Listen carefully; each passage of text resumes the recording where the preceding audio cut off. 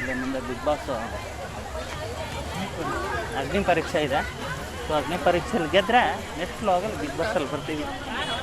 ಸ್ವಲ್ಪ food costly ಅಂತ ಅನ್ನಿಸ್ತು. ಅಂದರೆ ಈಗ ಮೊದಲೇ ರೈಸ್ ಆಗಿರೋದ್ರಿಂದ ಮತ್ತೆ ಇವ್ರು ಇನ್ನೂ ಕಾಸ್ಟ್ಲಿ ಮಾಡ್ತಾಯಿದ್ದಾರೆ ಅಂತ ಅನಿಸ್ತು.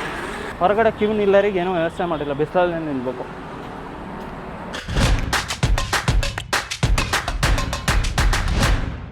ಹೊರಟಿದ್ದೀವಿ, ಫ್ಲವರ್ ಶೋ ಮುಗಿಸ್ಕೊಂಡು ಮನೆಗೆ ಹೊರಟಿದ್ದೀವಿ.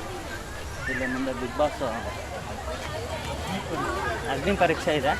ಸೊ ಅಗ್ನಿ ಪರೀಕ್ಷೆಯಲ್ಲಿ ಗೆದ್ದರೆ ನೆಕ್ಸ್ಟ್ ವ್ಲಾಗಲ್ಲಿ ಬಿಗ್ ಬಾಸಲ್ಲಿ ಬರ್ತೀವಿ. ನೋಡೋಣ. ನಾವು ಫ್ಲವರ್ ಶೋಗೆ ಹೋಗಿದ್ವಿ. ಬಟ್ ಫ್ಲವರ್ ಶೋ ಅಲ್ಲಿ ಸ್ಯಾಟರ್ಡೆ ಸಂಡೇ ಜನಗಳು ನೋಡಿದ್ರೆ ಒಂದೇ ಸಲ ತಲೆ ತಿರುಗೋಯ್ತು. ಸೊ ಅಷ್ಟು ಜನ ಅವರೇ. ಸೊ ನೀವು ಯಾವಾಗಲಾದ್ರು ನೆಕ್ಸ್ಟ್ ವೀಕಲ್ಲಿ ಬರ್ತೀರಾ ಅಂದರೆ ಸ್ಯಾಟರ್ಡೆ ಸಂಡೇ ಬಿಟ್ಟು ಬೇರೆ ದಿನ ಬನ್ನಿ. ಸೊ ಬೆಟರ್ ಅನ್ಸುತ್ತೆ ನನ್ನ ಪ್ರಕಾರ. ಅಂದರೆ ಸ್ಯಾಟರ್ಡೆ ಸಂಡೇ ಹೆವಿ ಜನ ಇದ್ದಾರೆ. ನಿಮಗೆ ಅಲ್ಲಿ ಒಳಗಡೆ ಹೋಗೋಕ್ಕಾಗಲ್ಲ, ಅಷ್ಟು ಇದೆ. ಆಮೇಲೆ ಬಿಸಿಲು ಕೂಡ ತುಂಬ ಇದೆ. ನೋಡಿ ನಿಮಗೆ ನೋಡೋ ಗೊತ್ತಾಗುತ್ತೆ.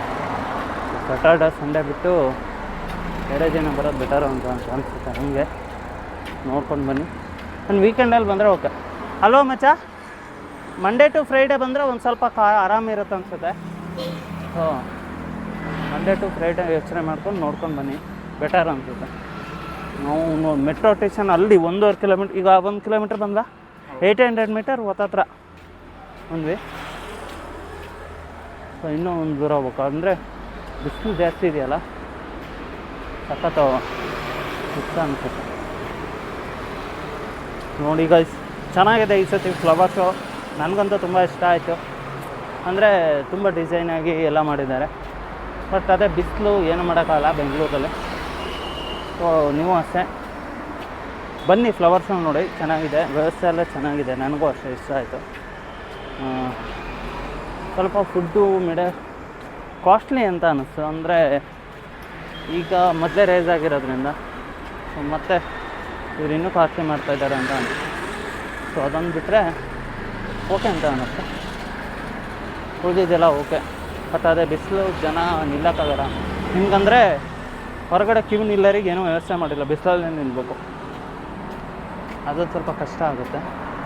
ಅದಕ್ಕೆ ನೋಡಿಕೊಂಡು ಬನ್ನಿ ಅಷ್ಟೇ, ಇನ್ನೇನಿಲ್ಲ. ಸೊ ಓಕೆ, ಅದು ಐ ಹೋಪ್ ಈ ವಿಡಿಯೋ ನಿಮಗೆ ಚೆನ್ನಾಗಿ ಅನ್ನಿಸ್ತು ಅಂತ ಅಂದ್ಕೊಂಡಿದ್ವಿ.